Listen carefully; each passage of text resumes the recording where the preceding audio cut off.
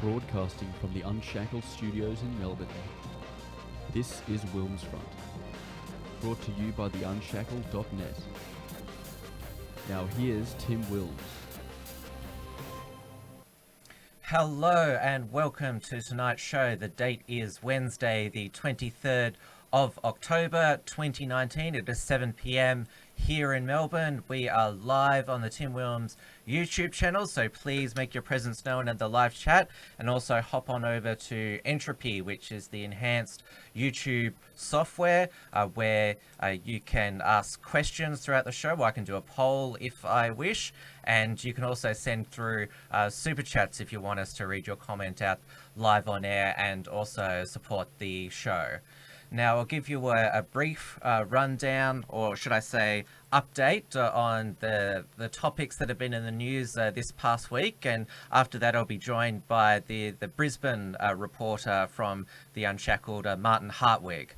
So, as you know, on Friday night on WilmsFront, I interviewed Ron Pike, who is a water consultant and irrigation expert, third-generation farmer. He basically spelled it all out, how the drought has been self-inflicted, that Australia is going through, basically because the Murray-Darling Basin Authority, which goes through 4 states and which our farmers are dependent on, they've lost their water rights, and a lot of the water is just being flushed out to sea to never be seen again, which apparently this is to be environmental, though it's debatable how is just flushing out in the ocean never to be seen again environmental. So that's federal parliament is back this week, and so that's still dominated parliamentary proceedings. The Liberals and especially the Nationals, they're supposed to look after the farmers, but the Nationals, well, they've been in power at the federal and the New South Wales state level for most of the past 15 years when the first millennium drought struck. So this is basically, they've been asleep at the helm, and although Labor's never been a friend of the farmers, it would seem if you're out bush, they're both as bad as each other. In rural New South Wales, they've started to vote for the Shooters, Fishers and Farmers Party. At the moment, the debate's about whether farmers should be able to have their farm allowance of $250 a week extended after 4 years, and it's made the point that the dole's never cut off after 4 years, and so why is it for the farmers? And so it's a huge political shit fight at the moment. There's national parties starting to turn on each other, on Michael McCormack, the leader, and Bridget McKenzie, the deputy. But all of them have been asleep over this past decade. And of course, Barnaby Joyce, who's talked about a man who should come back as leader. He was Agriculture and Water Minister when the drought was beginning. An update on the John Setka saga. You remember a couple of weeks back I had Kyle Kutazi on from the H.R. Nichols Society, which wishes to deregulate Australia's labour market so we can become more internationally competitive on wages and productivity. John Setka is now going to be formally expelled from the Labor Party after he gave up his legal fight because the Victorian Supreme Court previously ruled that they don't have standing to hear this matter, and it's up to the Victorian State Labor Party to expel him. So he pretty much couldn't do much to contest that, and so it's going to be finalised now. That's what Anthony Albanese, the federal leader, wanted. That is what Daniel Andrews agreed with, the Victorian Premier and State Labor leader. He's still going to be Victorian State Secretary of the CFMMEU. There is laws before the federal parliament that would disqualify those of bad character from being union officials, and given John Setka's incredible criminal rap sheet, he would be disqualified. Jackie Lambie, the crucial crossbencher, said she'll vote for it if John Setka doesn't stand down. So basically stand down voluntarily, or I'll pass legislation to force you out. Brexit update. The UK House of Commons has agreed in principle that They will vote for Boris Johnson's Brexit deal that he negotiated with the European Union, which is May's deal, but just a bit of tinkering with the Northern Irish backstop. But they want more than 3 days to scrutinise it, and the date is now the 23rd, and they're scheduled to leave the European Union on October 31st, so the clock is ticking. I don't think that Boris Johnson is getting much sleep, and neither are the other MPs who are trying to stop Brexit. So it's going to be pretty much a photo finish to whether the UK, whether they crash out of the EU without a deal, or the Parliament passes a deal, or the EU grants another extension. And Donald Trump, his decision to withdraw US troops, or should I say move US troops from northern Syria, has had the effect, who would have thought non-intervention lead to peace, because there's now this ceasefire between Turkey and Syria has lasted. The operation against the Kurdish forces has reduced, and well, all you just need Donald Trump to do is just completely withdraw all the other US forces from the Middle East, and there'll be peace. But of course, if he did that, then Hillary Clinton and the New York Times and CNN would say, oh, that's him acting as a Russian agent again, just like Tulsi Gabbard and Jill Stein are Russian agents, according to their unhinged conspiracy theories. All right, that's the update on the stories that we covered last week. I will now bring in Martin Hartwig. Martin, are you there? Are any of us really here, Tim? Yeah, that's very, I would say... Got you thinking already. Nietzschean of you, nihilistic. What's going on? Hey, didn't you get the memo that Movember is next month? Yes, no, this is my my standard kit now. I am approaching middle age. I can grow a mustache, so why not? Aren't you? I believe that I'm older than you. Oh, I mean, you certainly look it. Well, thank you. Zing. Yeah, no, I'm accepting middle age. You know, I've got a few grey hairs coming on, and did you hear that the latest in the trans, or should I say campaign to abolish gender, is now women can grow moustaches for Movember? hey, if it's raising money for prostate cancer, whatever, man. I think Like, women can still get prostate cancer. do women have a prostate? Well, trans women do. Well, because trans Right. men can get periods. Because did you see the new ads where it has the trans boys having tampons? I haven't seen that. It's just also very exciting, isn't it? We're just in this exciting age of change. Just embrace it, I say. Just honk honk. We've got a dedicated trans madness update at the end of the show, but I'm sure, Martin, you've been following this new Australian press freedom campaign that was launched this week by all the major media corporations and the official journalists union, the MEAA, about your right to know. I had a good bitch with my New Zealand counterpart, Dewey de Boer, last night about how hypocritical it is, because they don't care about our free speech as ordinary citizens or the alt media's freedom of the press, but as soon as two of their journalists get raided because they publish national security leaks, then where freedom is under attack. Well, where were you? Yeah, it is pretty hypocritical, but if that's what it takes, then I guess it's good that they're finally waking up, but they'll forget about it soon enough. As soon as the pressure's off them, they don't seem to care about, unless it affects them.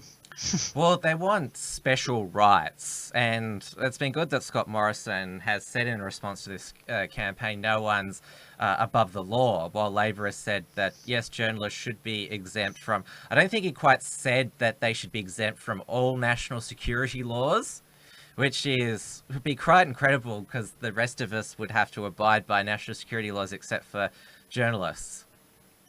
Yeah, and what defines a journalist? Yes, Are they exactly. like I'm doing some study about that. Actually, I'm working on a critical essay about that at the moment. It's is like on the topic of citizen journalism, and some people scoff at the term, but citizen journalism is legit. The only difference is professional journalists get paid for it, and a lot of professional journalists who leave those mainstream news outlets then go on to work for citizen journalist outlets. Yeah, So become freelancers themselves. They set up their own YouTube channel. Like when Bill O'Reilly was fired from Fox News, he was like, "I just set up my own YouTube channel and podcast, The No Spin Zone," and he's still around. You'd still consider him a journalist? yeah, and I think the sort of one of the other things I'm going to be writing about in the essay is the tendency for mainstream media outlets to become mouthpieces for official outlets like the police, government, the military, because there's this symbiotic relationship between they get this drip of information that they can then just copy paste, make an article, easy, it's done. They don't have to apply critical thought or anything like that, because they've got to be, avoid bias. And sometimes you want a little bit of analysis, or you want an angle. It's just a matter of whether or not you have to make it obvious. People are pretty clued on now. Institutional trust in the media is at record lows, and it has been in decline since the 80s. So mainstream media outlets they're going out of business. Their profit margins are decreasing, and outlets like ours, we don't have to worry about that. We've got day jobs, so we do provide a valuable public service in that. People can come to us if there's a story that the mainstream media either doesn't want to publish for whatever reasons. We don't have sponsors that can then pull the rug out from under us and say, "Oh, you can't say that. That damages our brand." Or they're not influenced by government grants or other things. Because we also Exactly. talked about on Trans Tasman Talk last night, because it was the Canadian election night, so I watched Rebel News's live stream over on their channel, which was hosted by their Rebel commander Ezra Levent, and because he is a pretty cashed up alt media personality, he's decided to focus just on reporting in Canada now. They don't have this global presence that they once did, and so their reporters have been out and about on the campaign trail in Canada, trying to ask politicians questions and follow stories. And they've all they did a montage at the end of their coverage about our politicians would refuse to answer their questions because they wouldn't consider them real journalists, or you're not part of the official press pack, the existing press pack, because they were blacklisted not just by the politicians but by the existing mainstream media. And one of their reporters, David the Menzoid Menzies, he went up to the Conservative Party leader Andrew Shearer and asked him, "Do you support free speech?" He was arrested and handcuffed and driven across town. Yeah, it's what makes a journalist? It's the traditional role of journalism is to be the fourth estate, but you could argue that that is less the case now, and certainly in Australia we have our press freedom index is actually not that great. It's not that great at all. So it's questionable, whether they are performing their role as the fourth estate now. Yes, they're for a case in point, you look at the ABC raids. Yeah, you could argue that they reported on something that was against national security regulations, sure. But then so was WikiLeaks, and I have a soft spot for WikiLeaks, because I think if we don't have the ability for whistleblowers to come out, that's a dangerous precedent that we're setting. I think we have to stand up for whistleblowers, even if we don't necessarily agree with what they've said. If people die as a result of something a whistleblower says, then yeah, there should be consequences for that. but I've been watching like Julian Assange, right? He can't even say his own friggin' name in the courtroom. He's like they've tortured him to the extent that such an intelligent, bright young man is basically a zombie at this point. That breaks my heart. Like, I love that guy. He's an inspiration to me, like massively inspiration to me. What I've said is that it's called this campaign Your Right to Know, but it's only your right to know what we want to tell you or how we choose to tell you. And there's been three case in points because it's been in the news both in Australia and the United States, the persecution of Patriot activists, because here in Victoria, Blair Cottrell, probably Australia's most well-known Patriot activist, he's finally got a new trial date for his appeal against his blasphemy conviction, which was recorded in September 2017. This was under the Victoria's Racial and Religious Tolerance Act, where he, Neil Erickson and Christopher Shortis were charged over a 2015 mock beheading video that was published to Facebook outside the Bendigo Town Hall when they were protesting the construction of the local mosque there, which has only just broken ground back in June. Daniel Andrews was there at the time to put the shovel in the ground and gave $400,000 of Victorian taxpayers' money towards the construction of the mosque. And so the Bendigo Three, as they were known, their prosecution was announced early in 2017. Then at the same time, the United Patriots Front was deleted from Facebook, and the trial took place at the Melbourne Magistrates Court. They represented themselves. It lasted for, I think, 2 or 3 days, the trial, and yes, they were found guilty. So Blair Cottrell is the one who decided to appeal his conviction. He employed the services of Patriot lawyer John Bolton.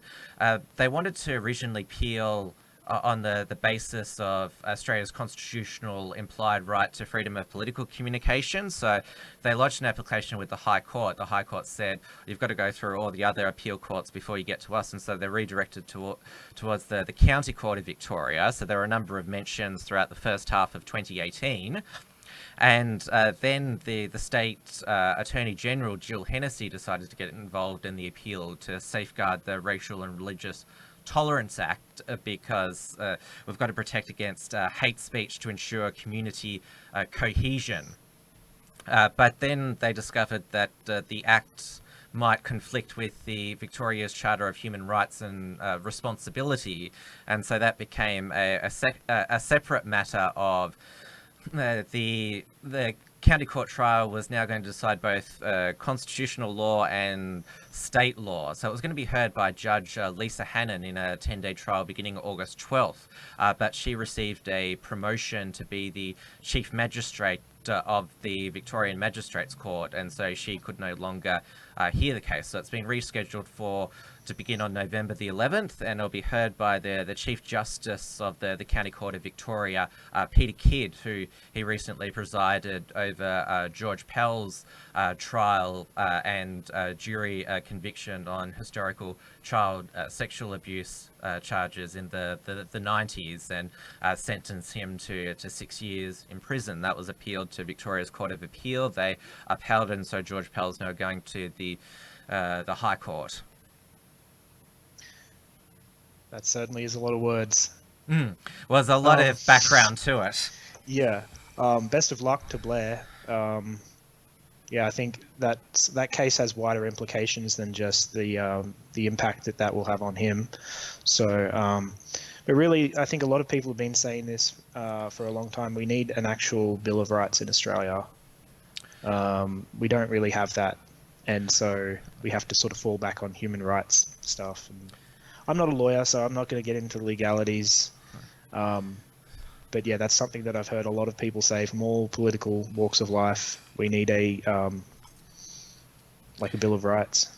It's probably too late for Australia to adopt a Bill of Rights in the manner that it's worked in the United States, because that protects their First Amendment, protects all speech unless it's an immediate incitement to violence. And when I say it protects all speech, I mean all speech. So hardcore pornographic movies are protected under the First Amendment. It's for speech you agree and disagree with. It doesn't favour one type of speech over the other. But what most people suspect, if we were to have tried to have a constitutional amendment in Australia to protect free speech, the lefties would get control of it, and instead of it being a negative right, they'd try to turn it into a positive right, which means that the government grants you privileges, while a negative right is this is what the government can't do. Yeah. Even if it was still a negative right, the issue is the whole free market, right? From a libertarian's perspective, they go, it's the free market. So you're on the Facebook platform. It's not a utility. It's not a right. You're signing an agreement when you go on Facebook, so they can censor whatever they want. And it's also well, at the moment, they argue they're a platform, not a publisher, even though they act like a publisher, and that they choose what can be published under their community standards. But then there was a defamation court ruling in regard to that was brought by Dylan Voller, who was the Aboriginal youth offender, that news companies were liable for Facebook comments underneath their stories, even though those comments are published on Facebook, not on the news websites themselves. Yeah, well, it cuts both ways. They got screwed. They can probably afford to fight it, but poor political posting mama, right? Yes. Yeah, plug to her. Go donate money to her if you can, because that's BS what happened to her. A little bit of background: political posting mama during the marriage equality plebiscite, let's just call it that, whatever. Moving on. She had a post about an individual, and somebody on that post made a vilifying statement, and because she didn't adequately moderate the comments, she lost a lawsuit and had to pay $100,000. Yes, that's to correct. This person. And she's just a household mum. You know, that's a lot of money for anybody, really. So it's only really by donations that she's able to keep a roof over her family's heads. So she's got around, to my crazy. knowledge, 4 or 5 children. She's got a large family. I'll summarize it like that. So she has been nice. She's still got her Facebook page, but she's been relatively quiet. I did run into her at the March for the Babies, and she said, I did publish a Facebook video just this week. I'm planning to make a bit of a comeback with videos. So yeah, we'll see how she goes. Yeah, that's very brave considering what she's been through. But yeah, I mean, when you believe in something, it's kind of hard to just go and live a normal life. But yeah, props for bravery. Of course, Mariki Ranci, she's been crowdfunding online, which is what Blair was doing with his appeal legal expenses. He was originally receiving donations through PayPal. His PayPal was frozen in December 2018, so he then got his supporters to donate directly to his Westpac personal bank account, and then in June this year that got shut down as well. And then we've learned recently that ANZ Bank is shutting down a whole bunch of Patriots bank accounts as well, with not specifying a reason other than we have the authority to do so.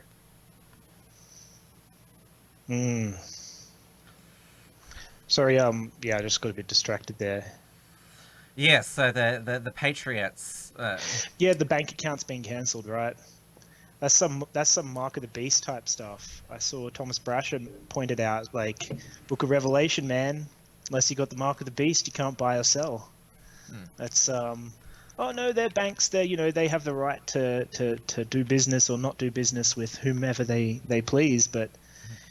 What employer is going to hire a person if no bank will offer them their services and they have to accept cash in hand?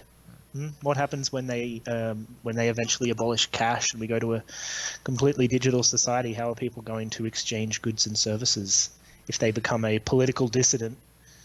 Exactly.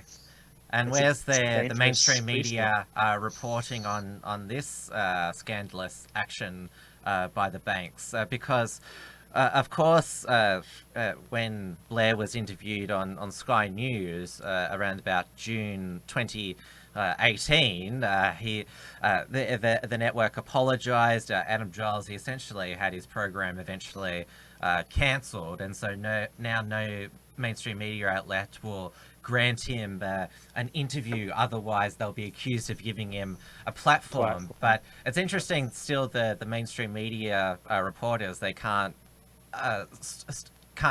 stop helping themselves to report on his case, but it's always whenever they can, they describe him as a neo-Nazi, white supremacist criminal. And News Corp, they publish. They have a script. Whenever they report on him, unless they say those bad things about him, they don't report on him, or else they'll be accused of somehow supporting him. And can't be neutral. Yes, News Corp, even if the story's not about him, just about Australian nationalism, they've got this Photoshop photo of him standing in front of swastika and the Australian flag. He never stood in front of a Nazi flag. It's photoshopped, but they apparently think that it's okay to do this and that they'll get away with it. They have so far. Maybe when Blair's done with this whole Bendigo thing, maybe he should chase that up. Well, he's thought about it, but he's just a working class man. It's been big enough a big enough effort for him to take on the state government. Absolutely. But they shouldn't be able to get away with stuff like that. But they know they can, because they've got enough. They've managed to whip up enough of a narrative surrounding him that it's only a small percentage of people that would point out, well, actually, that's a bit wrong. You shouldn't do that. But he's a political dissident. That's what happens. Don't step out of line. Don't criticize the system, man. Well, all the mainstream journalists, they have Twitter accounts, and I remember if they published articles about Blair or Neil Erikson or other members of the United Patriots Front or Lad Society or any of those groups, there were always about 20 Twitter replies saying, you didn't describe them as neo-Nazi criminal people. You've got to correct this. You've only got 250 characters or whatever. But yeah, they basically got, you should call it, they got bullied cyberbullied to change their stories to make sure that they describe these patriots as the worst people in Australia. Yes, there's certainly a lot of herd mentality and over-socialisation among the far-left elements of the Australian media, which is, I might add, the majority of the Australian media. Now, I continue to put the entropy link in the chat, so please join us over there. I'm going to design a poll question. You can share your thoughts while I type this poll question. Please don't make it about my mustache. It is. Oh, God. I will not be accepting any feedback regarding my mustache. It stays. The last time I shaved my mustache off was for a job. First time I did, it was for a job where I had to be able to wear a gas mask in case of a leak, and the other time was something to do with food handling. It's just so I didn't have to wear a beard mask. Those things are the worst when you're sweating in them. But now I'm a student. I have the freedom. I'm growing my mustache. I don't care. What's the old joke that you can get bits of food in moustaches, and so your moustache can end up being sort of like a food flavored bit of... I don't know about that. Maybe if you're unhygienic, but in food handling, like the beard thing is, what if you eat a peanut butter sandwich, and then you blow some sweat, and then airborne peanut particles make its way into the food, gets sent halfway across the world, and some poor kid dies of asphyxiation. That's people don't really think about all of the regulations and things that go into the manufacturing their food. I'm a big fan of peanut butter sandwiches. I eat them nearly every day. So far, I haven't killed anyone while eating them. Well, you're lucky, I guess. And can you imagine? Like, I saw this little. It's like a Japanese animation. It was about this kid with all these allergies and like how he basically almost died all the time. Poor kid. Is it like egg allergy, peanut allergy, wheat allergy? Can you imagine living like that? That'd be the worst. I'm so grateful that I have my health. Gratitude. Try it out, actually. You know, this time last year, man, my life sucked. But now things are pretty good. You got to be grateful, I think, and it does a lot for uh, your mental health. I think waking up every day and going, I'm so grateful to have a roof over my head, be able to feed myself. I'm so grateful that I have a strong body, strong enough anyway. But that's what I've been practicing in my personal life of late. But anyway, back to the news. You're still standing, and what's the old expression? Success is the best revenge against your critics. Yes, some people say that. It's true. We've got a few votes in our poll now. I'll tell the results at the end of the show. Oh dear. I can't see the. Oh wait, you've shared the link to the. Was it CTCH? Entropy. All right. Now, on the matter of Patriot persecution, it broke overnight that this has been an ongoing story since the incident occurred in October of 2018. The New York City chapter of the Proud Boys, they were hearing a speech by their founder, Gavin McInnes, at the New York Metropolitan Club, and there, of course, were Antifa counter protesters, and so they had a police escort on the way out, but 6 Antifa thugs still managed to jump them, and so they acted in self-defense. The whole confrontation lasted about 5 seconds because they realized that everything was safe, and of course Antifa attackers, most of the time, they're skinny soy boys who, if they're confronted by a real man, then that's it for them. But yeah, I don't know. I've turned into a soy consumer now. We'll see if I can still swing a sledgehammer in 6 months on this diet I'm on. I haven't eaten meat in a while, actually. It's too expensive. Just to briefly go off topic, try swinging a sledgehammer. It's great exercise. Anyway, back to the topic. So yeah, these guys stood up for themselves, and this was around about the same time when there was a lot of fake news circulating around the Proud Boys, and of course the Southern Poverty Law Centre, which one of my previous guests described as the Southern Poverty Lie Centre. They classified the Proud Boys as an extremist group, even though they're a libertarian civic nationalist group. They reject the alt-right white nationalism and racism, but because they practice toxic masculinity, they're bad. And so the spin from the mainstream media that this was a violent thuggish attack from this far right men's only group. I think that's when the term far right replaced alt right, because you notice that the term alt right's not used anymore. It's always far right. I know the XYZ guys have a certain way of saying far right, but you're gonna need more hyphens in there. Well, there's now also extreme far right that described Fraser Anning's Conservative National Party, and then we invented super mega ultra extreme far right. Yeah. Peter V's got a good one here. Soy Poverty Lie Centre. Where's Peter Grace? Why isn't he gracing us with his presence this evening? Well, there's a few accounts that claim to be him. Maybe they've just all resting at the moment. But resting his brittle bones. But going back to, because we are on a deadline tonight, we've got to finish by 8:15 p.m. Otherwise, Dia gets cranky, and our audience desert us to go and watch her weekly live stream, because she's got Gary Hume on tonight, who was one of the members of the Milo 5, the Patriots who were charged for defending Okay. themselves outside the Milo Yiannopoulos speaking event in December 2017.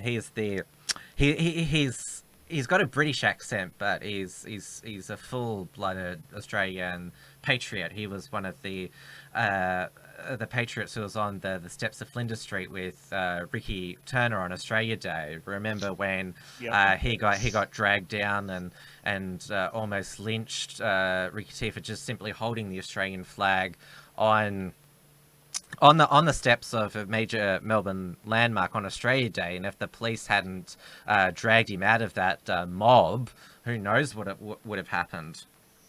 Yeah, it's similar to how the cops dragged Neil Erickson away from that Muslim prayer day, and they're like, "Oh, bloody mate, you're lucky. We just probably saved your hide."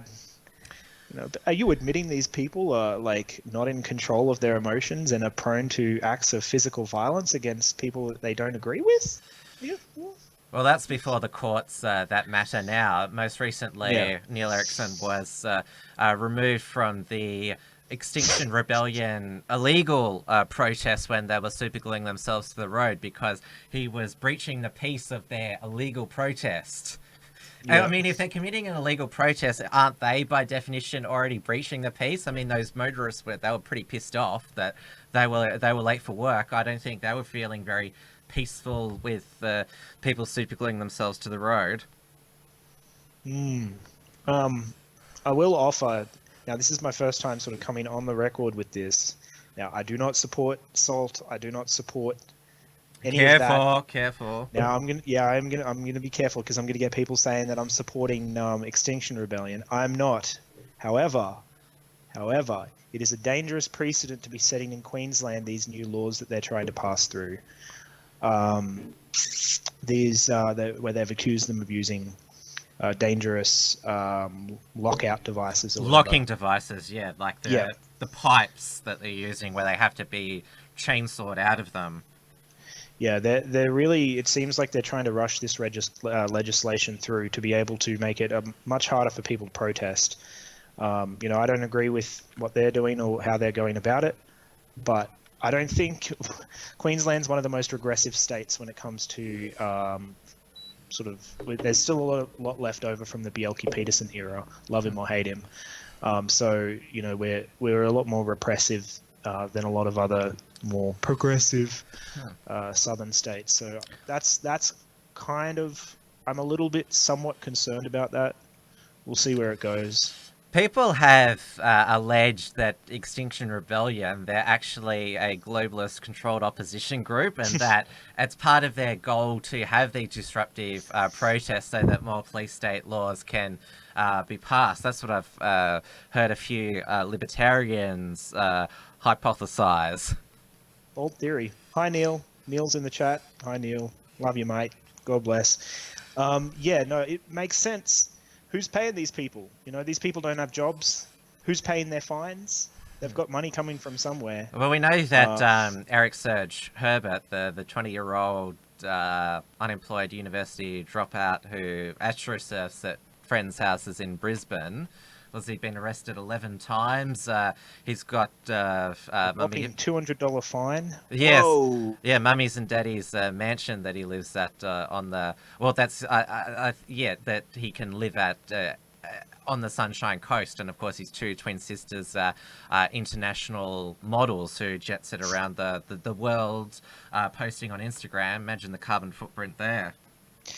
Yeah, absolutely. It's always these people from upper middle class backgrounds that are trying to tell other people. And there was that footage from the UK, of those people dragging the dude that soy boy dude off the train. They're like, we just want to friggin' get home, get out the way. And it was a multi-ethnic mob. Yeah. So you can't just say it was. Extinction Rebellion. Even the Guardian admitted the movement is too white and it needs to change. Yes, that was one of the criticisms of the far left, salty, yelling at racist dogs types. Sean Bedlam was having a conniption about how white and privileged they were to be wanting to get arrested, and that it was white savior complex, et cetera, et cetera. Well, what's it called? White knighting or white man's burden? That's what it's called. So they say to these people that if you're in a position of privilege, and you're white or whatever, you should use that privilege for the benefit of POCs. And then when they do that, they get accused of being like you basically just can't win as a white person, right? And that's seriously, that was one of the things that red pilled me away from being left wing when I was a uni student. It was basically, no matter what you do, you're fucked. You can't win. Like, someone's going to find something to be like, you're an evil white man. It's like, I was on your side. Like, what? The Liberal comedian Bill Maher, he did a good monologue a couple of weeks back where he said, white liberals, you can't be more offended than minorities, because this is the thing, they take offense on behalf of minorities when minorities or people of color, yes, like most of them just are busy living their lives with their own families, working 9 to 5 to get constantly offended by whatever the white liberals take offense of on their behalf. Yeah. Back to Eric Herbert real quick. I don't agree with the judge's ruling on that, and I'll tell you why. They should have made eyebrow waxing mandatory for that kid. Have you seen his eyebrows? Come on, man. As someone who also has quite bushy eyebrows, I'm telling you, kid, you got to do something about those eyebrows. Maybe they could have ordered Joel Jamal to wax them, because have you seen his eyebrow grooming? No, I haven't. Is he another protester? No, he's one of the Sydney Young Conservatives, Samrat's right-hand man during the Christian Democrats turmoil. Right. Yeah, so watch one of my interviews with him and you'll know what I'm talking about. Radio. But because we've gone on a major tangent here. Yeah, we went on a queer eye for the straight guy tangent. That was my fault. Yeah, but I want to keep going with the tangent because I want to mention Queensland because you know that Anastasia Peltier, she was found to be in contempt of Parliament, where after Fraser Anning's maiden speech in the Senate when he was still a member of the Caterers Australian Party, because she cut the staffing budget for the Caterers Australia Party because they wouldn't condemn it. Yes, so that's been found by the ethics committee to be an abuse of power, and she had to apologise. And did you see the Courier Mail today where Anastasia Peltier in the Parliament during her apology she made this symbol? I did see that picture. I didn't understand the context. I thought she would have been condemning anyone who uses that hand sign. Yes, I was surprised that she wasn't. Is she our guy? I don't think so. Well, you would have thought it'd be a case where the left would eat their own. Oh well, she's wanting to be the female Joe according to the left, and so maybe some of them, maybe Jonathan Suri and his supporters were like, we knew all along, let's see who you really are. The thing that the far left does to ruin comedy is they take context out of everything. It doesn't matter what context you say the N-word in, right? You just can't say it. Don't say it here. It doesn't matter in what context you're doing this. It makes you a white nationalist Nazi. I'm sorry, Anastasia Peltier, but you're going down. We're going to meme you out of Parliament. Yeah. It's happening. Yeah. So yes, I encourage Jonathan Suri and his supporters to get that fascist premier out of office. Yeah, let's get the ball rolling on that. Come on, memesters. Should have a little competition. We should have a meme competition on the page. See if we can get some good stuff rolling with the Get to it. Come on, Neil. I know you're good at this stuff. You're the king, actually. Well, the king of AOC, she's been photographed doing the OK sign as well. Uh-oh. It's a conspiracy. They're all in on it. But going back to actual real abuse of power, which we were originally talking about, the New York Proud Boys. So two of them ended up being charged. That was Maxwell Hare and John's Kingsman.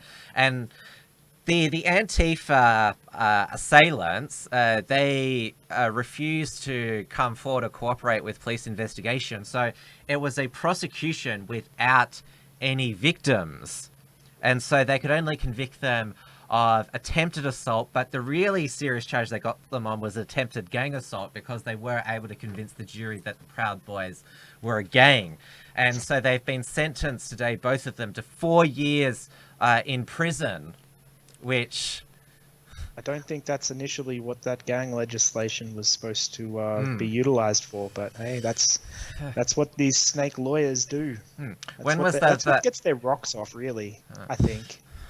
When was in state of Victoria? When did the last Apex thug or ambulance assaulter get 4 years in prison? There actually has been a blitz on youth gang criminals in Victoria this week. 57 arrests, but we'll see.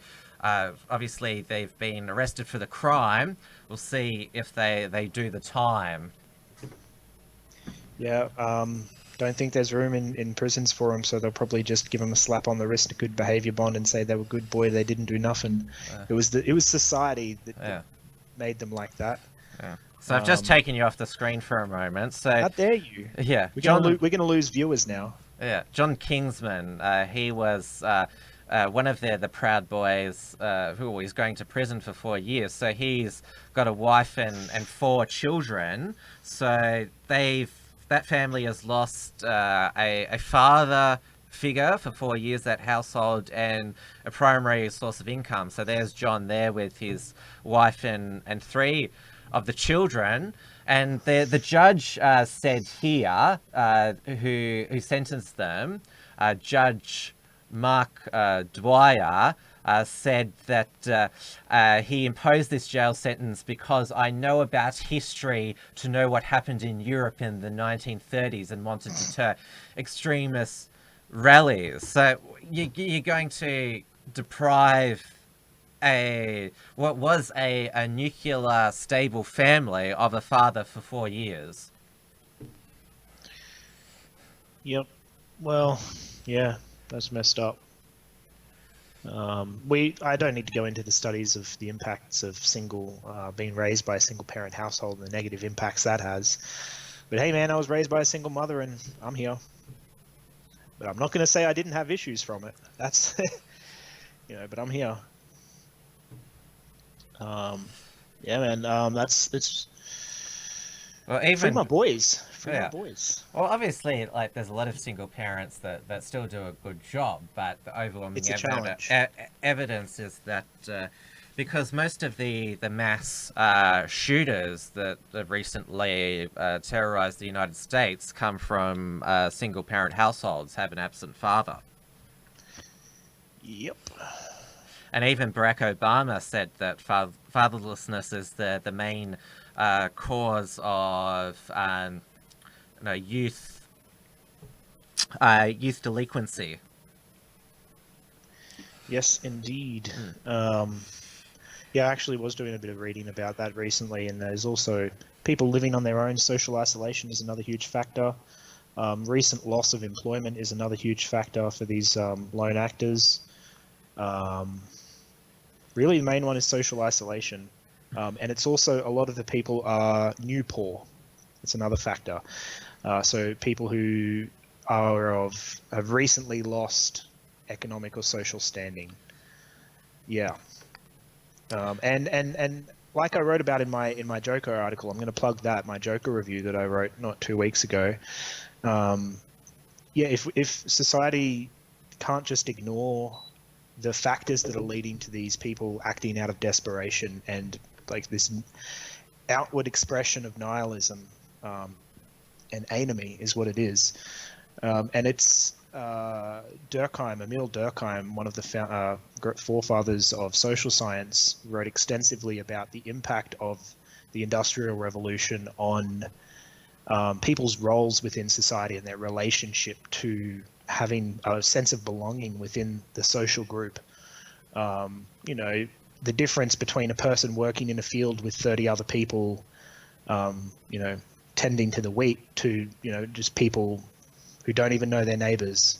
You've got neighbourhoods in cities now, where majority of Australians live in cities now, and it has been for some time. and they don't know their neighbors. A lot of them. That's a large factor of like how happy people are. But I will finish. The other factor is that doesn't get talked about is how many people in your street own their own home, how many people are renting, and how many houses are vacant because the owner doesn't want to rent them out. They just want to use them as an investment property. That's a huge problem that's not being addressed.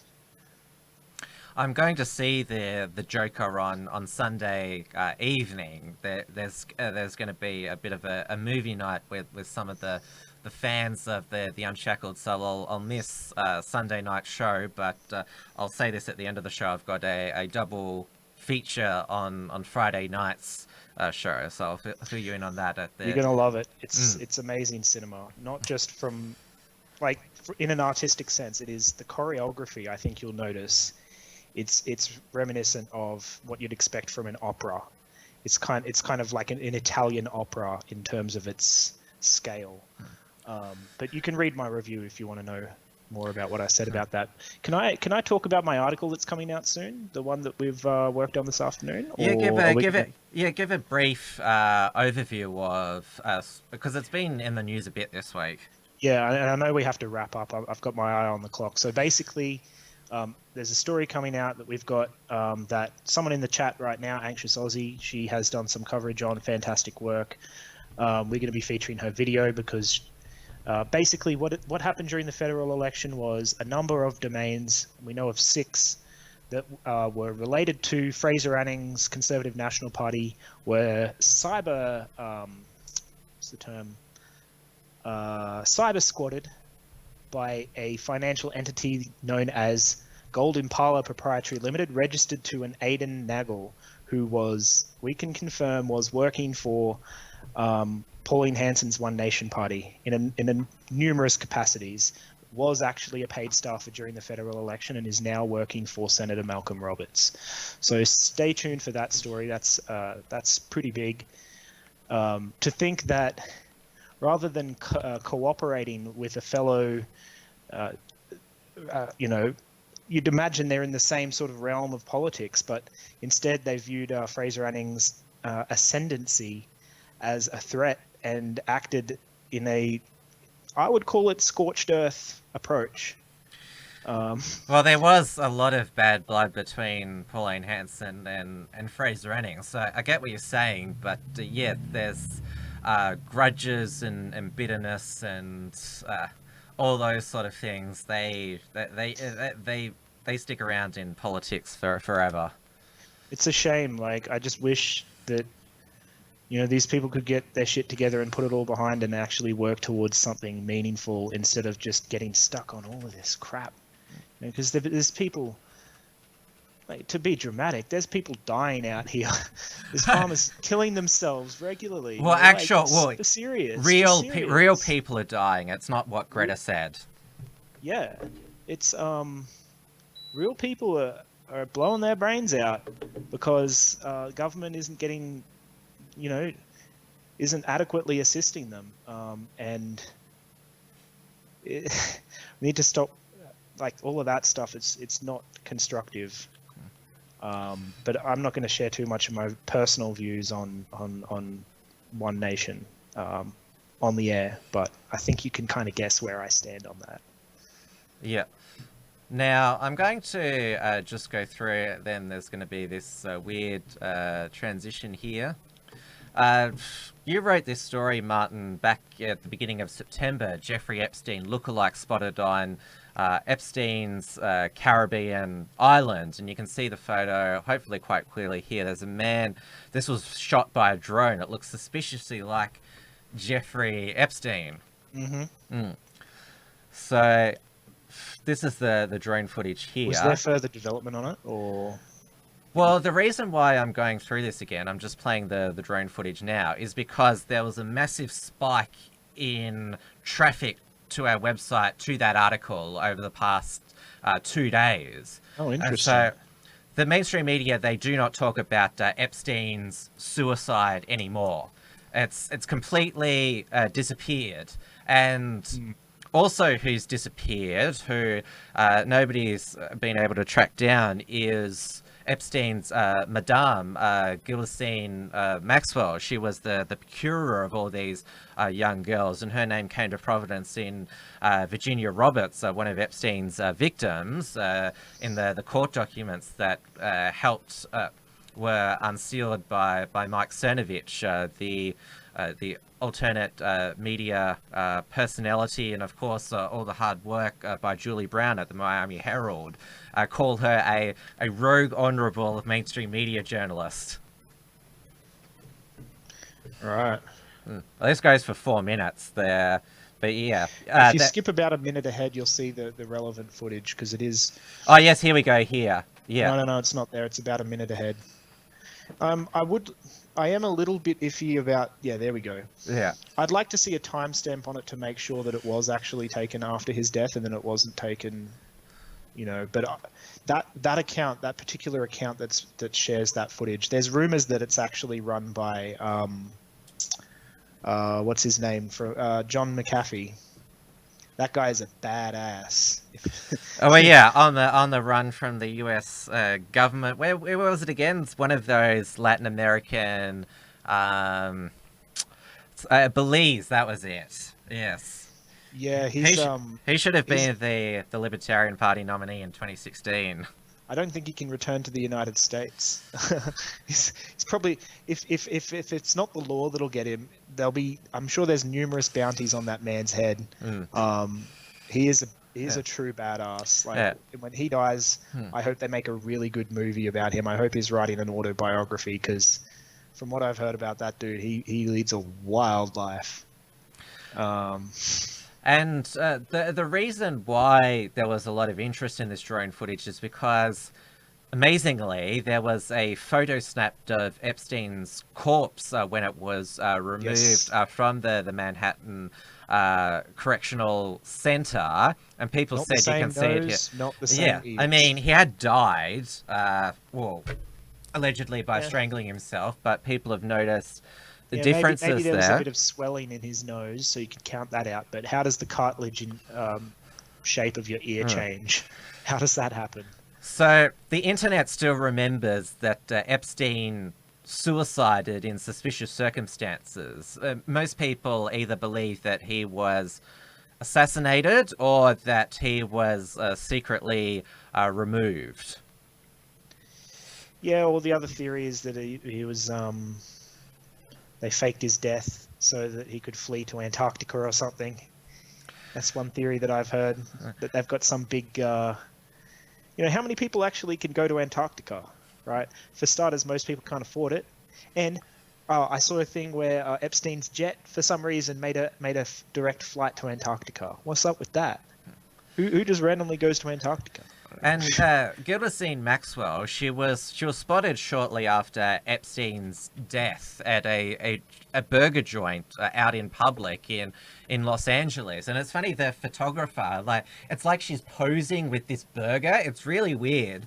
And during my preparation for the show, Inside Edition, the tabloid, I can't remember if it was Inside Edition or TMZ, one of those celebrity tabloid news programs. They did a segment where they had a Photoshop analyzer who looked at the photographs of Ghislaine Maxwell at this burger joint, and there was clear evidence of photo shopping. And your dad, if you're on the run for you're now the world's most wanted woman, now that your boss is dead, and you're just munching on burgers and pose for a photograph at... Why didn't that photographer call the police? That's what I want to know. Yeah, I don't know what goes on with these elites. They live in their own unique world that we peasants do not understand. It's all a big pantomime, really. It's all smoke and mirrors and symbology and veiled meaning, and we don't have the means or the understanding or the social status to have access to the knowledge to be able to decipher these things. I mentioned on the Unshackled a couple of weeks back, because I follow the libertarian alternate news creator wearechange.org. They republished an article from Mint Press News, which they spoke to a former Israeli intelligence official, Ari Ben Meshani, who confirmed in an interview to a CBS former presenter that yes, Jeffrey Epstein and Ghislaine Maxwell were Mossad operatives involved in a blackmail operation of US officials. And yeah, I mentioned that at the bottom of the article. And there's probably not people... what specifically you said, but the idea of him being a what's known as a brownstoner operative. And that's essentially someone who is, the Russians refer to it as compromat, gathering evidence on somebody through honey trap operations or whatever to get them, catch them doing something, and then they can hold it over them. That's how power works. Power works through blackmail. Everyone's got blackmail on everybody else. And for people who think that this is just an anti-Semitic conspiracy theory, there'd be people in the chat who are old enough, or people who've done their research, to know that Ghislaine Maxwell's father was Robert Maxwell, who in the 80s was a British media mogul, and his media empire in late 1991 was about to go broke, and his foreign editor was involved in some dodgy foreign interference work over in the subcontinent, and he fell off his yacht into the sea and died, and they recovered his body. And this was on a Netflix documentary. I saw this on a Netflix documentary, so you know if it's on Netflix, then it's not just some fringe crackpot alt-right conspiracy. They explored the likelihood that he was assassinated by Mossad because the crew on the ship were never questioned, and it's alleged that the crew were a Mossad hit squad, and he was buried in Israel, Robert Maxwell, and it was attended, his funeral, by a lot of former Israeli intelligence operatives and officers. And how interesting that almost 30 years later, his daughter, because his media empire was dismantled after he died, it was into non-existence. But his daughter, she managed to latch herself onto this pedophile billionaire procuring these young girls. And yeah, she when Epstein dies, she has vanished. She's taken up the family business of gathering blackmail, it seems. So yeah, it's interesting. You remember when Mossad did an assassination, and one of the passports, one of the people involved was a stolen Australian passport? Yes, that was back in 2009. Great memory. Yeah, there's a bit of pressure on Israel at the moment from Australia, because they're trying to get... she was a principal of this Jewish Melbourne girls' school. She's currently in hiding in Israel. She claims she's too sick to come back to face justice in Australia because she was covering up sexual abuse at the school. And Dave Sharma from the Liberal Party, who represents Jews in Sydney, and Josh Burns from the Labor Party, who represents Jews in Melbourne, they held a press conference today with many of the victims from that Jewish girls' school, saying that Israel needs to extradite her back to Australia. This is not a good look for your country. Yeah, well, I mean, they extradited Cardinal Pell back to Australia. They tried to say he was too sick. He voluntarily came back. He said he was too sick to testify. Christopher Skase, who fled to one of those Caribbean islands. I watched about mobsters like that. He's tried the old, I'm on crutch, alleged of crimes. But they end up spending more mental energy running away from the damn thing. Just face it, man. They tried to arrest him at his wedding, and then he had a fainting spell or something. Like, come on, dude. Anyway. Now, people in the chat, I know that they will go and want to watch Dia's live stream, so just let us know how she's going, because she may... Sometimes she does start on time, sometimes there might be a delay, so just let us know when she's about to go live, and then we'll wrap it up here. But there was a good news story today and I'm going to block your face again. I'm sorry, Martin. There's an important comment here. You need to tell Steele to stop watching porn because of the buffering issues. Come on, Steve. Well, it's actually Morgan who's in the office at the moment. Morgan. In the studio office. So I don't know what dog. Morgan's up to. What are you up to, Morgan? I'm not showing you my screen. I'll do a post-show report about what it is. Yes. It better be dogs or something, cute dogs. But going back to this story today, this was by Rebel. They're called Rebel News now, and well, even though Justin Trudeau is going to remain as Prime Minister and he's promised a social media crackdown, which, wink wink, who do you think they have in mind for that? They were able to cover today that Jessica Yanev, you know, the trans gender woman who wanted this salon to wax her balls. Balls, bigot. Yes, and who was also revealed as wanting to host a topless underage swim party, and has been exposed as messaging young teenage girls about their periods. She seemed to have quite a fascination with young girls' menstrual cycles.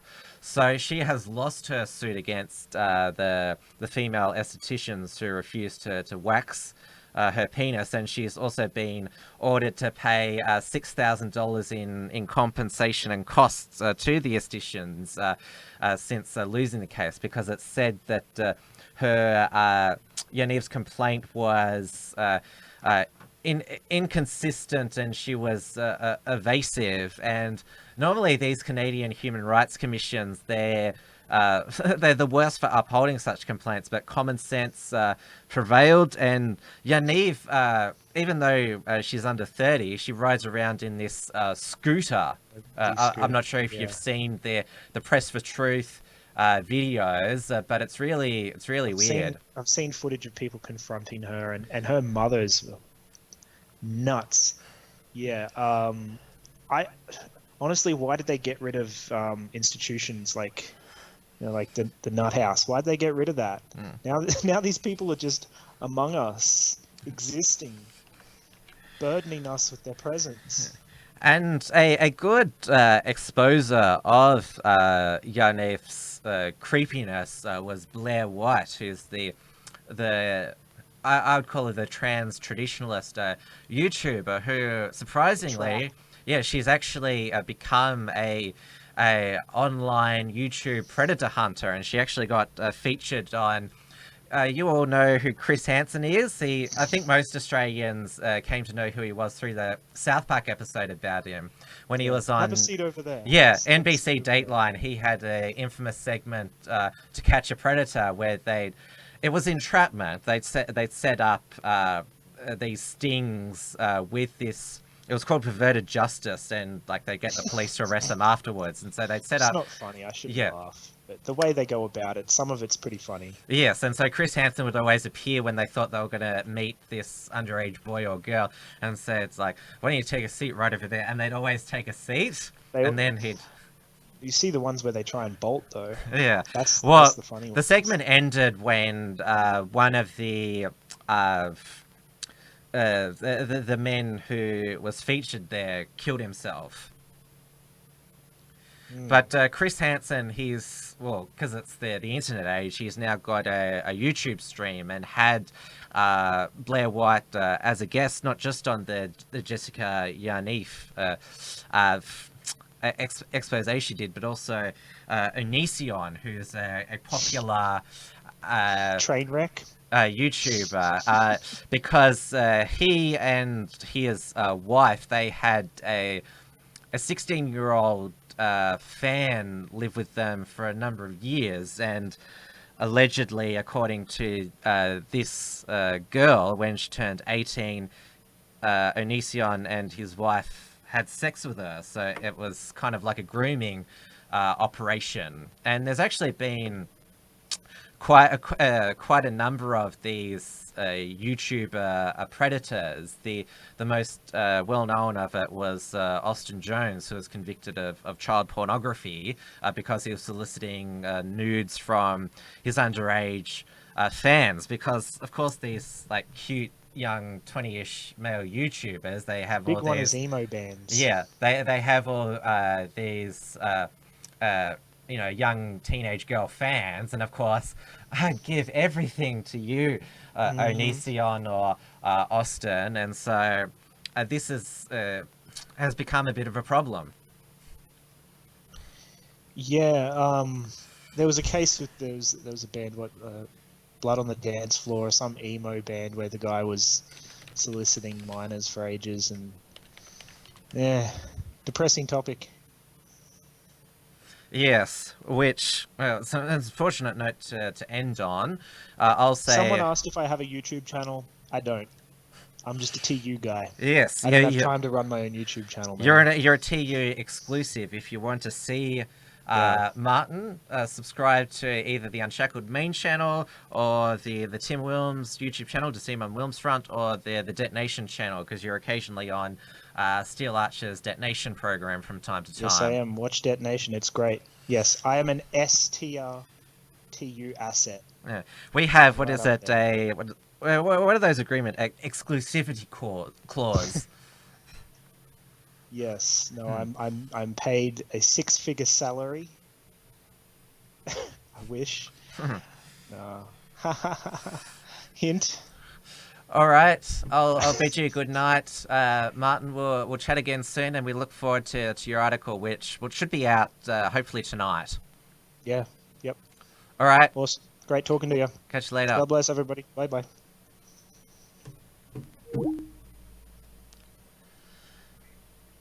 And that's the show, everyone, for tonight. I know you're all busting to get over to Dia Beltran's live stream with her guest for this evening, Gary Hume. I already gave a brief biography of during the show, one of the Milo 5 patriots who were charged. And also, as I alluded to during the show, I'll be back on Friday night with a WilmsFront double feature because I'm not doing a Sunday show this coming Sunday because I'm going to see the Joker. It is still, I consider it work, so I'll still be on the job, just not on air, because it's important for somebody like me to see the Joker. So on Friday night show, I'll first be joined by Alexander Cameron, who is one of the Carnage House brothers. He has just got back from a homestay and study in China. So he's been writing articles while he was over there, and which we republished on the Unshackled. The first thing I'm dying to ask him is, are you now a Chinese agent? Because spending all that time over in mainland China, who knows what happened to him. But yes, it should be interesting and good to chat to him in person for once, because it's been Dougal, the ginger brother, who's been doing all the media.